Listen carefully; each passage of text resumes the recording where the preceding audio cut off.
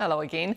Now, if you hear the words finishing school, you'd be forgiven for thinking it's young women drilling down on etiquette and social graces. But if we're honest, it's probably not very Kiwi, and it's certainly not what Southern girl Laura Douglas is all about.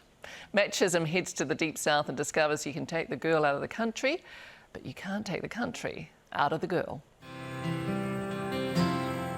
On the lower edge of our world-famous Lake Wakatipu lies the lesser-known, seemingly serene Kingston Station.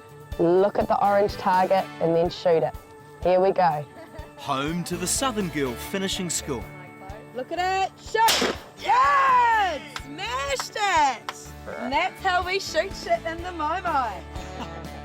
Is it fair to say this finishing school is a little different to most? Yeah, I would say so. You feeling good? You should be very proud.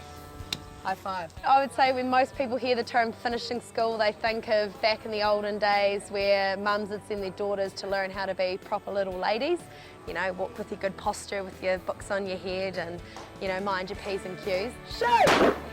Oh, you were just underneath. It's just that my definition of a proper lady is one that's confident, capable and practical. So, you know, that's what we try to achieve here today.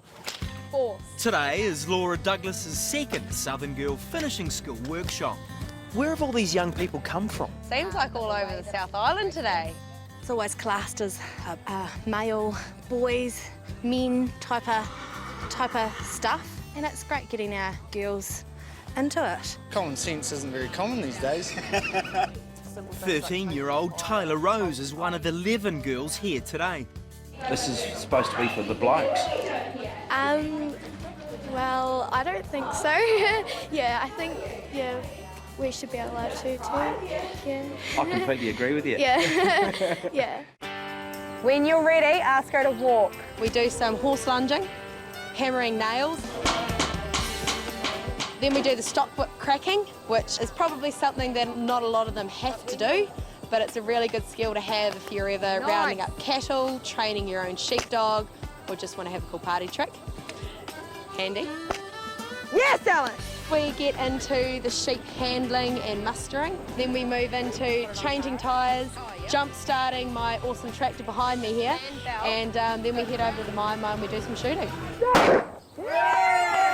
Young people, animals, what kind of challenges are you facing? Okay, there's a lot of challenges, I'm not going to lie. You know, everything's unpredictable. You just got to deal with it as it comes. Not everything's smooth sailing, and it's not smooth sailing in life either, so. Do you want to go first?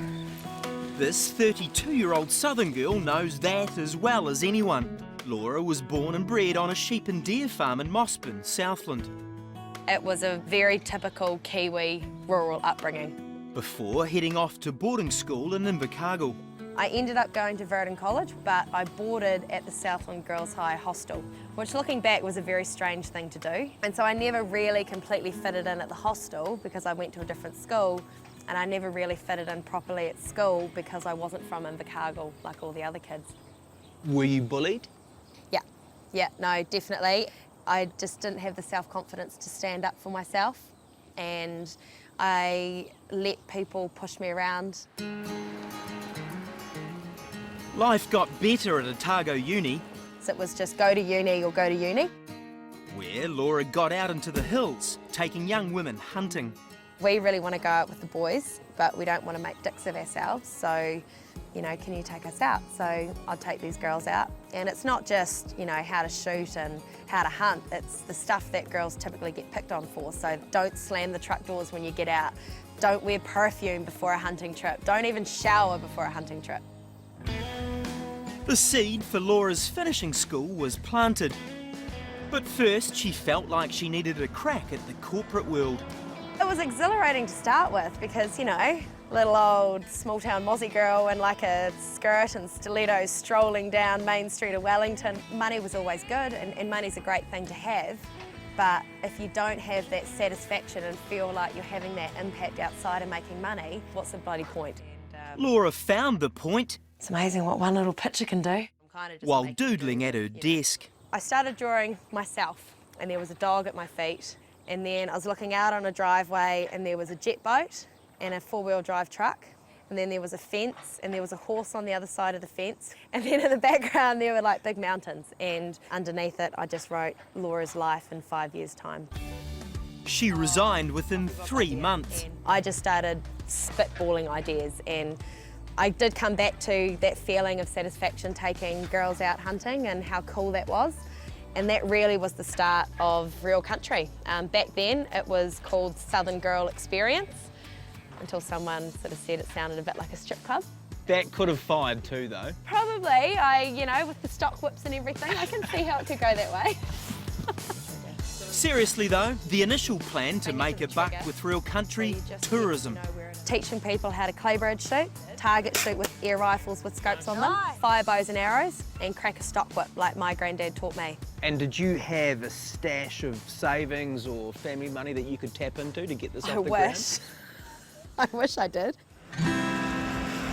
Laura took the plunge anyway, moving back to the deep south, working minimum wage tourism jobs to pay the bills and gain some guiding experience, while slowly building up her business. Come on, back out of the way. She found an obliging landowner, started collecting her fur babies. This is Lad, Plum, Ziggy's the black face, Fat Steve, Dora, Larry, Barry, aka Bazza, Sammy the pig, this is Ellie, Toby, Billy is a goat but thinks he's a sheep. Even found herself a handy boyfriend. Well, I don't have the jet boat, but I've got him. Do I feel like Dan for a jet boat is an equal trade-off? Maybe. Cheapest. I'd rather have Dan, personally. Watching him out there work today, yeah, I'd probably rather have Dan too. Yeah. Dan's here with a whole lot of other locals on a brutally cold weekend, putting in about 600 metres of fencing for Laura. Why are you mucking in today? I helping out Laura. She's done a fair bit for the community, so time to pay back and help Laura out, really. They're telling me they're doing this for love, not money. Is that what they said to you? I'm going to hold them to that. So you've got your pins out. I don't know how the hell you're doing that, mate. Oh, enough fat to last me the winter. You've got to be freezing. Look at the goosebumps on them. Jeez, they breed them tough down here, don't they? Boys are stupid. Either way, the working bee testament to how much of a good sort Laura is, and just how far her operation has come in the last 3 years. And while it hasn't always been easy, There were times when I had to get Dad to bail me out. as well as the shooting, stag and hens do's, Laura now runs farm skills workshops and farm shows. She's even secured a contract with Kontiki. I'm the happiest now with the least amount of money I've ever had in my life. Everything I do, mate, goes into the business. I have no loans, I have no debt, and I'm paying all my bills. And that's allowing Laura to do what she calls her passion project, Keep her moving, keep her moving. the Southern Girl Finishing School. What do you hope these young girls leave with today? Confidence. First and foremost, confidence. And it's about understanding that no matter what's ahead of them, that just because they haven't done it doesn't mean they can't. Did you fall back on these practical skills growing up? Oh, absolutely. I may not have had confidence in who I was as a person or as a girl, but in my abilities, I had all the confidence in the world because I grew up having to do it. Foot on the clutch, down to second. Confidence that will have helped Laura make the leap from corporate to country. After the last workshop, to get the phone calls from the parents saying, hey, I just wanted to send you a photo of my young girl stropping the loads on for Dad, or, you know, my daughter wanted to change my tyre today just to see if she could again. That's just amazing. How did that leave you feeling at the end of the day? Just as well you weren't here to capture it, because there were a few tears. It was very emotional for me. And today is another emotional day. While Laura's busy with us, the locals have transformed her wee farm with some fine-looking fences. Holy shit.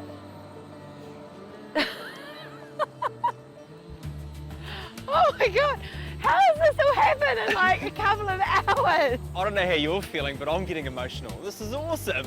I don't actually even have any words. The first time with us, Laura's stumped. It's amazing what a community can do, eh? Yeah. Back in the Mai, Look at it! Shoot! another transformation. Was that scary? No. 3 girls who initially didn't want to use the shotgun eventually step up to the plate and deliver. Yes! How was that? It's a nerve-wracking time, but to see them trust me and then not only have a go but smash it, it's the best feeling ever for me anyway. And how good does it make you feel when you don't want to do something, then overcome that fear and nail it like that? Really good, yeah. Like, I didn't think I could, and then it's actually way easier when you do it the first time, yeah. This is what this whole workshop is all about, isn't it? It is what it's all about. Confidence comes from doing things that you're not familiar with, and you know, now that you've done something that you thought was really, really hard and smashed it, maybe next time you come up against something that you haven't quite done either, you'll go, oh well, it'll be just like shooting, give it a go and I'll probably smash it. Yep, and then a couple of people... Laura's been courageous, where most people just talk about making change.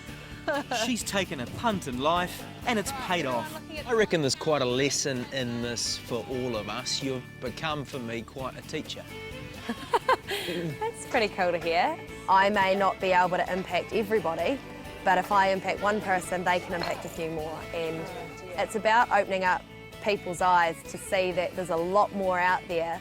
You're going to get boys going, actually, this is sexist, we're missing out here, where's our finishing school?